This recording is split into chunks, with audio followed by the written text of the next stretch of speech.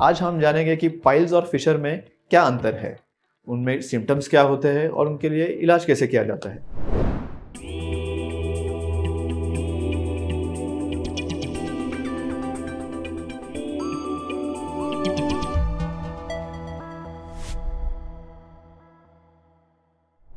नमस्कार, मैं हूं डॉक्टर कुंदन खरड़े। मैं एक जनरल सर्जन हूं और प्रिस्टीन केयर में कार्यरत हूं। तो आज हम बात करेंगे कि पाइल्स और फिशर में क्या अंतर है और इन दोनों का क्या इलाज कर सकते हैं। फिशर मतलब अगर हिंदी में बात करूं तो डायरेक्ट ट्रांसलेशन होगा एक चीरा पड़ना। मोशन की जगह पे मतलब गुदाद्वार के यहाँ पे एक छोटा सा चीरा हो जाता है हार्ट स्टूल या कॉन्स्टिपेशन की वजह से, और इसके वजह से हमें काफ़ी बर्निंग पेन होता है। जब भी हम मोशन पास करेंगे तो काफ़ी जलन महसूस होगी जो कुछ घंटों के लिए लास्ट हो सकती है। तो ये हुए फिशर के लक्षण। पाइल्स जो है वो एक्चुअली हमारे जो एनल कैनाल होता है गुरुद्वारा के एक 4 सेंटीमीटर अंदर कुछ एनल कुशन्स होते हैं, जिसके ऊपर अगर लगातार प्रेशर बना रहे तो धीरे धीरे साइज में बढ़ जाते हैं और ये बड़े हुए मांस को हम पाइल्स बोलते हैं, जो कभी कभी ब्लीड भी हो सकते हैं।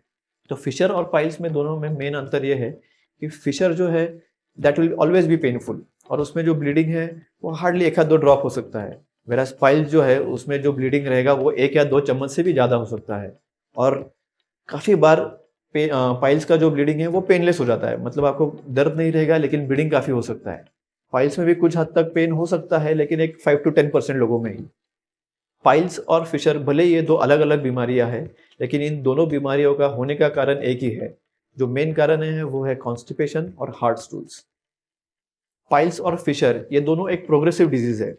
इसका मतलब अगर उसका आप सही वक्त पे इलाज नहीं करोगे तो धीरे धीरे आगे जाके वो बढ़ता ही जाएगा और एक फिर कॉम्प्लिकेटेड चीज़ बन के रह जाएगा, जिसका इलाज भी उतना ही डिफिकल्ट हो सकता है।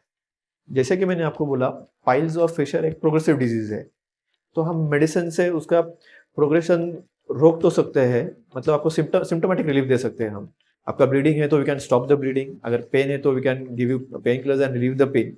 लेकिन जो बड़े हुए मास है, जो स्वेलिंग्स है, वो किसी दवाई से जाने वाले हैं नहीं, उसके लिए हमें सर्जरी ही करनी पड़ती है। सर्जरी में भी अभी काफ़ी नई तकनीक आ गई है। हम सर्जरी में लेज़र या फिर स्टेपलर का भी यूज़ कर सकते हैं, जिससे आपको मिनिमल पेन होता है, आपकी रिकवरी भी काफ़ी फास्टर हो सकती है। दवाई से आपका सिम्टम्स तो रिलीफ हो जाते हैं, लेकिन जब तक आपकी दवाई चलेगी आपका सिम्टम्स रिलीव रहेगा। एक बार आपने दवाई बंद कर दी तो कुछ दिनों के बाद आपको वापस से तकलीफ चालू हो जाती है। तो मेडिकली जो ट्रीटमेंट रहेगी वो टेम्पररी इफेक्ट देगा आपको। आपको अगर कुछ डेफिनेटिव ट्रीटमेंट चाहिए होगा तो surgery will be a better option. तो ये थी कुछ पाइल्स और फिशर के बारे में कुछ संक्षेप जानकारी, और अगर आपको फिर भी कोई डाउट्स रहेगा तो आप नीचे दिए हुए कमेंट बॉक्स में जरूर कमेंट कर सकते हैं। Will definitely get back to you. Book your appointment on Pristine care. अपनी पाइल्स, फिशर या फिस्टुला से रिलेटेड कोई भी क्वेरीज के लिए हमें कॉल या व्हाट्सएप करिए और सही सलाह पाइए। Pristine care, India's piles surgery experts.